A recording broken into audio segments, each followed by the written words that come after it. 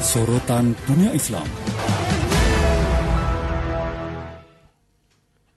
Dakta Radio Bijak Berinformasi, Cerdas Berinteraksi. Rekan Dakta, Paus Fransiskus, pemimpin Gereja Katolik Dunia sekaligus Kepala Negara Vatikan, melakukan kunjungan lawatan ke Indonesia sejak Selasa dan hingga Kamis mendatang, Kamis esok, tanggal 5 September 2024. Dan rekan, salah satu agenda yang dilakukan oleh Paus yakni melakukan misa akbar di GBK Gelora Bung Karno pada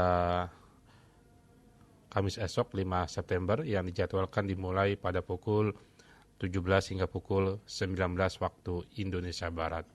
Dan rekan Dakta, dalam kegiatan tersebut beredar ini surat permohonan dari Kementerian Komunikasi dan Informasi perihal penayangan azan sholat maghrib di televisi untuk sementara waktu diberlakukan secara running text lantaran bersama dengan ibadah misa yang dipimpin Paus Fransiskus di Stadion Gelora Bung Karno Senayan pada Kamis 5 September. Bagaimana rekan Dakta kita melihat dari salah satu edaran yang dikeluarkan oleh Kementerian Agama diteruskan dengan Kementerian Kominfo. Kita akan berbincang rekan dalam segmen Sorotan Dunia Islam. Sudah tersambung bersama pimpinan Tabloid Al-Wa'i Farid Wajidi. Assalamualaikum warahmatullahi wabarakatuh, Pak Farid. Waalaikumsalam warahmatullahi wabarakatuh. Baik, Pak Farid, salah satu lawatan Paus Fransiskus ke Indonesia pada esok Kamis melakukan misa akbar di GBK dan ini ada permohonan agar pada saat azan maghrib Kamis esok ini diberlakukan secara running text. Dan bagaimana kita melihat surat edaran tersebut, Pak? Ya, pertama kalau kita lihat surat edaran yang dikeluarkan oleh Kementerian Komunikasi dan Informasi ini merupakan tindak lanjut dari permintaan dari Kementerian Agama ya tentang penayangan azan maghrib secara running text di televisi. Tentu saja ini menimbulkan pertanyaan besar di beberapa pihak, terutama umat Islam ya. Pertama, kalau kita bicara tentang azan ya, tidak ada azan berupa running text. Itu di seluruh dunia itu tidak ada azan yang berupa running text ya. Karena yang disebut dengan azan itu adalah panggilan untuk kaum muslimin melaksanakan ibadah sholat 5 waktu, yaitu dengan suara yang nyaring dan keras gitu ya. Jadi kalau kemudian dipaksakan azan itu dalam bentuk running text, ini justru menjadi pertanyaan ya. Yang kedua juga ini menjadi pertanyaan juga terkait dengan toleransi, isu toleransi ya. Jadi sebenarnya kalau kita bicara tentang toleransi itu kan seharusnya ada dua pihak ya saling terkait. Sudah sepantasnya juga kalau memang kita bicara toleransi itu juga seharusnya ada di pihak yang penyelenggara acara kan begitu. Karena ini adalah negeri Muslim yang mayoritas Muslim. Apalah salahnya ya kalau untuk sementara mendengar azan yang itu tidak lama gitu ya, tidak lama. Itu kalau kita bicara toleransi. Kenapa kemudian tuntutan toleransi itu sepertinya hanya diarahkan kepada umat Islam gitu dengan sampai merubah azan itu berupa running text gitu, yang itu sebenarnya tidak bisa disebut kategori azan gitu ya. Seharusnya cara berpikirnya itu kan dua pihak gitu ya, saling terkait gitu ya.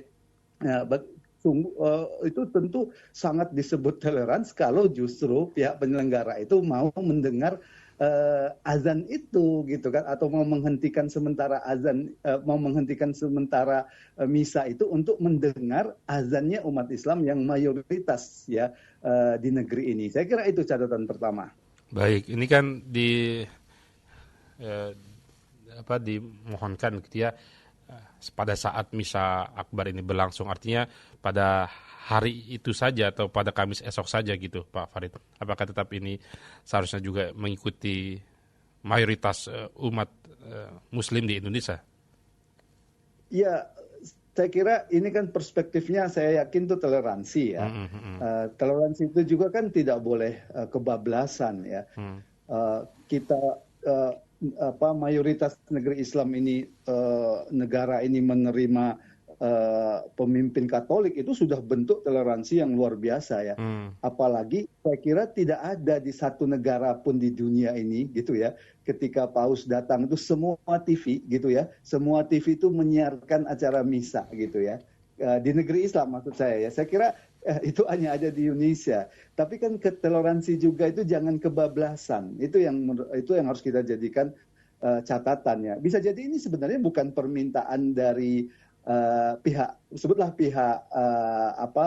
Kristen sendiri ya. Ini mungkin upaya dari Kementerian Agama untuk menunjukkan Indonesia itu toleransi. Mungkin begitu kalau cara berpikir saya itu begitu.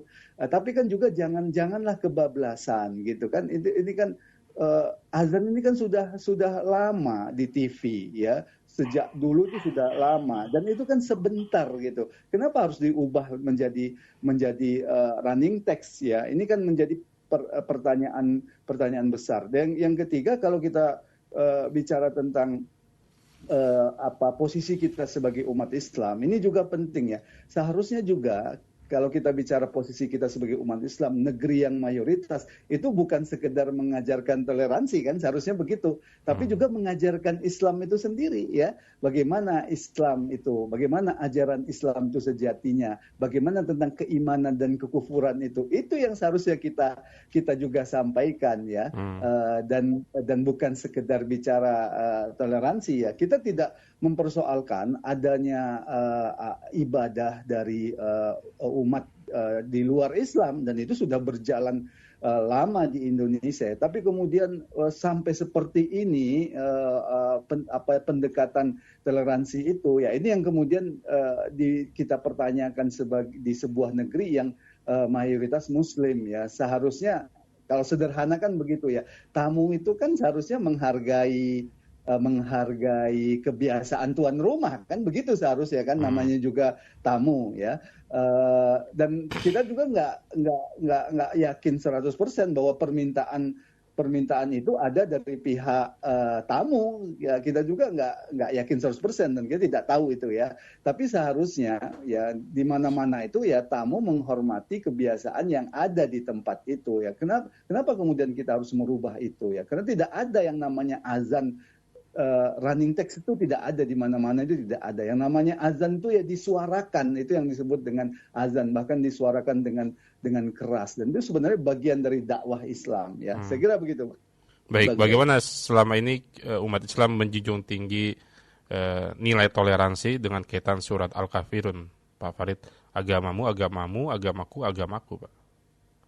Iya, saya kira Indonesia ini sudah sangat toleran lah ya, seperti saya katakan tadi. Kalau lihat dari jumlah tempat-tempat ibadah ya, yang non Muslim bukan hanya Kristen, demikian juga misalkan kuil-kuil dan sebagainya. Itu kan Indonesia itu sangat banyak ya.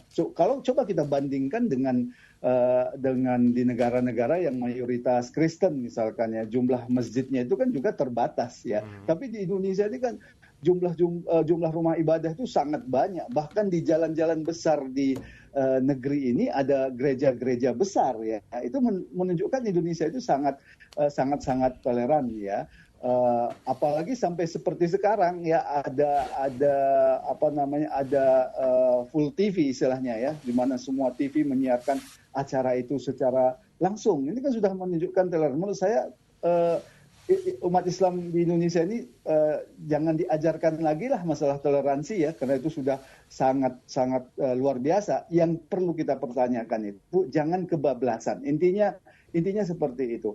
Dan yang kedua, kita juga ada kewajiban dakwah ya. Ada kewajiban dakwah. Kalau kita bayangkan ya, kalau negeri ini adalah negeri mayoritas Islam, seharusnya kan kita juga menjelaskan pandangan-pandangan Islam, termasuk dalam masalah masalah keimanan itu sebagaimana, Islam itu seperti apa, prinsip tauhid itu seperti apa, menyembah hanya kepada Tuhan yang satu, kan gitu. Itu kan seharusnya diajarkan juga kepada para tamu ya. Saya itu pernah berkunjung ke Turki ya, ada satu istana kekhilafahan di Turki itu. Di sana itu ada ruang-ruang tamu ya, ruang-ruang tamu untuk menyambut tamu-tamu dari luar negeri ya. Menariknya tamu-tamu itu sebelum bertemu dengan Sultan pada waktu itu, selama mereka ada di tempat tamu itu ya, mungkin mereka nginap di sana. Di sana itu diajarkan kepada mereka tentang Islam gitu, dijelaskan tentang Islam, bagaimana ajaran Islam, bagaimana prinsip keimanan dengan Islam. Jadi tamu itu kalau dalam di masa kekhilafahan itu, tamu itu justru mendapatkan penjelasan bagaimana Islam itu, bagaimana keimanan dalam Islam. Nah ini yang juga harusnya dilakukan gitu ya, bukan hanya sekedar menunjukkan toleransi, tapi ada kewajiban dakwah untuk meluruskan perkara-perkara kekufuran ya, untuk meluruskan perkara-perkara yang bertentangan dengan syariat Islam. Itu juga tanggung jawab seorang Muslim ya, demikian juga tanggung jawab negara yang mayoritas beragama Islam ya. Jadi jangan kita lihat dari sisi sambutannya saja atau toleransinya saja, tapi ada kewajiban dakwah ya, kewajiban dakwah untuk mengajak ke jalan Islam yang benar. Dan ini sebenarnya kesempatan ya. Saya bayangkan seharusnya ketika ada tamu besar seperti Paus ini ya, ulama kita itu menjelaskan tentang Islam di hadapannya gitu. Bagaimana prinsip keimanan dalam Islam. Itu dakwah yang luar biasa gitu ya. Bukan sebatas memberikan kesempatan ya untuk misa dan bahkan disiarkan ke seluruh Indonesia lewat TV nasional dan sebagainya ya. Tidak hanya itu, seharusnya begitu Bang Jai. Baik, apa pelajaran untuk penanaman nilai akidah kepada anak-anak, Pak, khususnya kepada generasi muda ini?